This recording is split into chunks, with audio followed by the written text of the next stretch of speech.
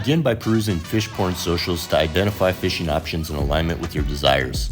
Most of the world's best angling destinations will have a lodge or other operation in place, and their websites can be mined for clues.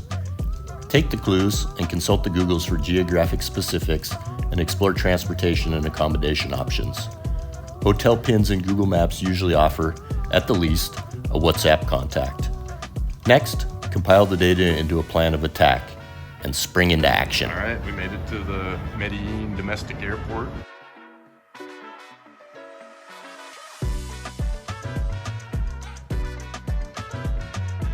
Checked into our hotel. Tomorrow we catch the water taxi.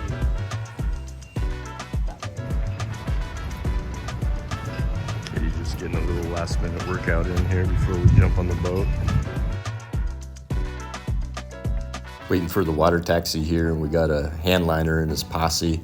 He's just got a single hook that he's tipping with some dead baits and stripping it through the column, stacking some jacks. He's got a super nice one right here. Check this out.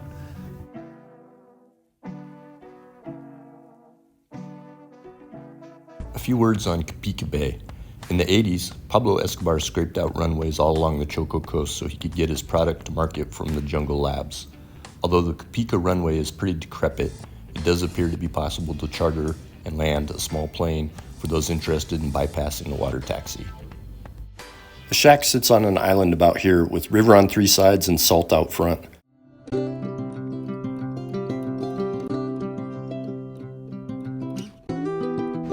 My buddy Santiago asked me what advice I would give somebody who wanted to start shore fishing. At the time, I couldn't come up with a concise answer.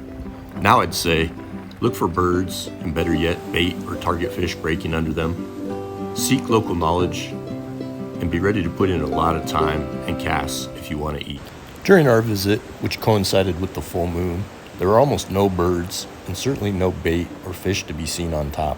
But I was able to get some good advice from one of the local Embera fishermen, and I also had a lot of free time to work with. Killer mullet, and see if we can't find ourselves a robolo, as the locals call them. Robolo. Not robalo, but robolo. Suerte.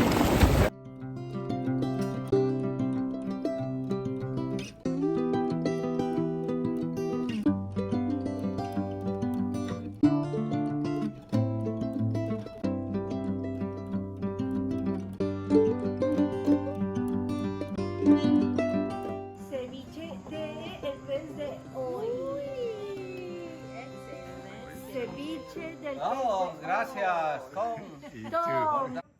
So the first charter day broke down like this. The boat was pretty full, so we started with some trolling. Me with the rod and reel, and Carlos on the hand line. The trash fish were well represented, as a bonita took my blue Rapala, and a Jack Crevalle fancied the darker diver on the hand line.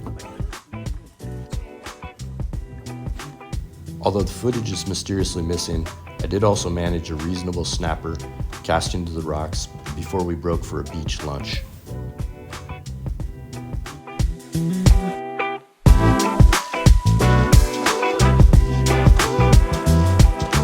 For the afternoon program, we offloaded some personnel, and Katie and I got to spend some quality time with the captain and deckhand. Yeah, so we missed the footage, but right off this rock face, I jumped a 4-foot tarpon. Apparently he wanted to gobble the little red soft bait, but I couldn't stick him. Definitely a highlight of the day.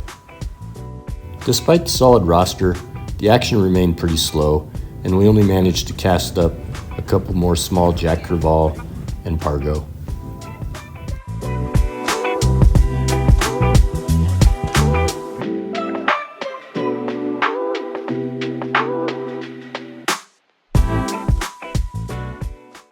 Let me back up a bit here and introduce two badass muchachos.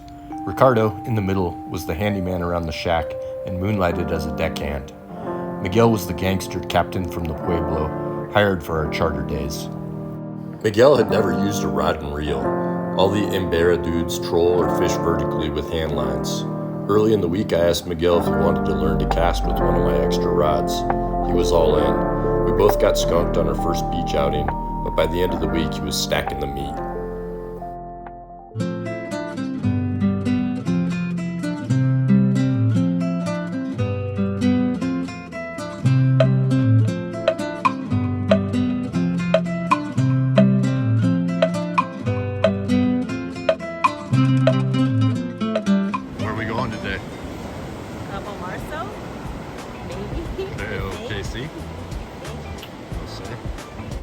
It would be amazing to see some birds and some tuna, but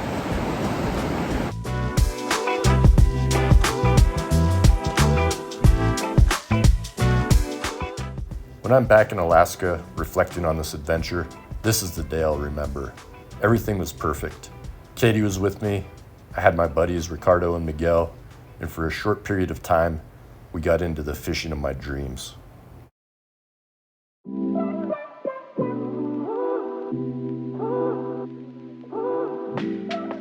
Yeah, we couldn't catch anything casting, so we resorted to trolling with bows.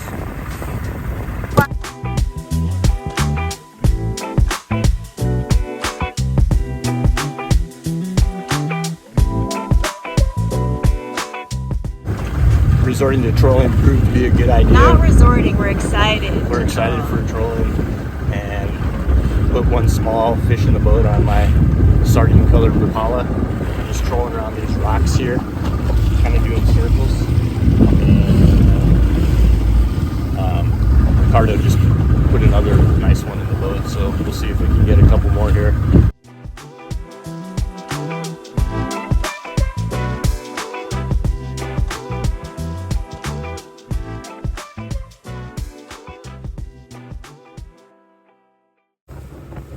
It was at this point in the morning that the boobies started to fire up. We knew from the trolling that the tuna were around, but we hadn't seen any serious boils or concentrations of the diving birds. But now, just off the tip of Cabo Marzo, we are starting to see scattered explosions on the top. For me, this is fantastically exciting and the pinnacle of sport fishing.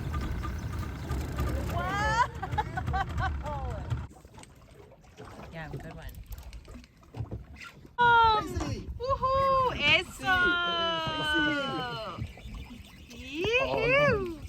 No, se fue. Ah. It was a bit of a shit show at this point, but the conditions were perfect for popping. Most of the fish we were seeing and hooking were small, but this made it possible to use a lighter 9-foot surf rod and 30-pound braid. It was the perfect rig to bomb long casts and cover the water.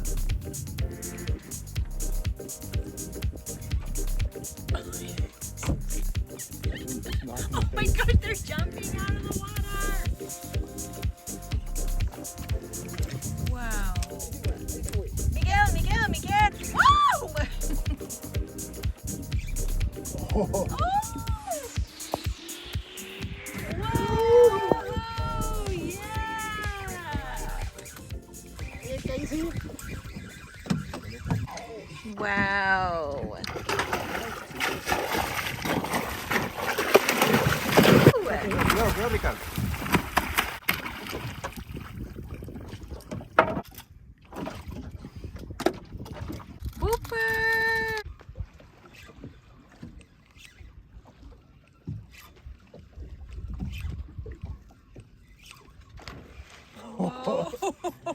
Yeah! Wow. Otra vez, Tom. not hooking them up.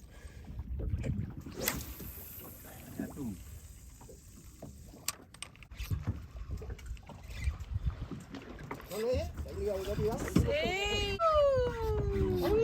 No deje caer la autoridad.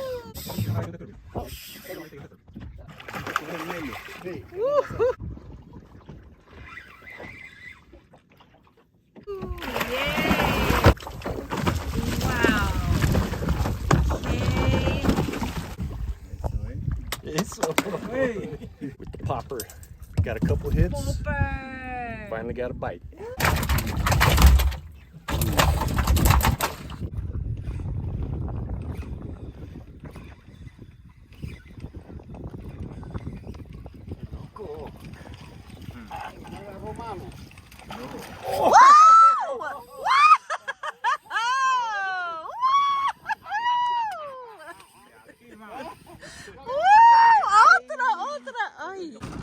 Why are you retiring right now? Is it because you caught a dolphin that ate your fish? See? Just got broken off my favorite pink popper, but damn dolphins. Unfortunately, we couldn't shake the dirty fish-stealing dolphins, and Miguel said we had no recourse but to head back inshore. We finished the day casting for a couple bluefin trevally, a horse-eyed jack, a bonito, and some tiny snapper.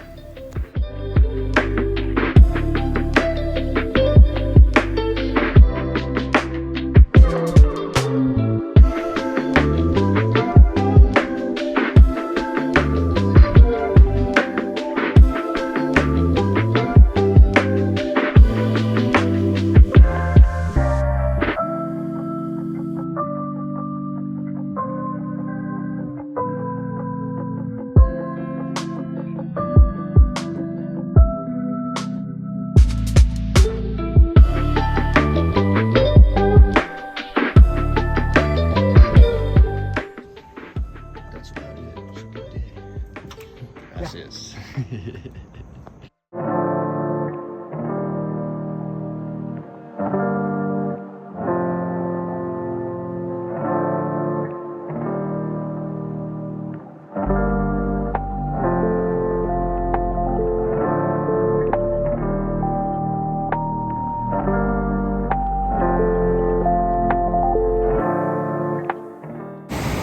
How's the fishing trip?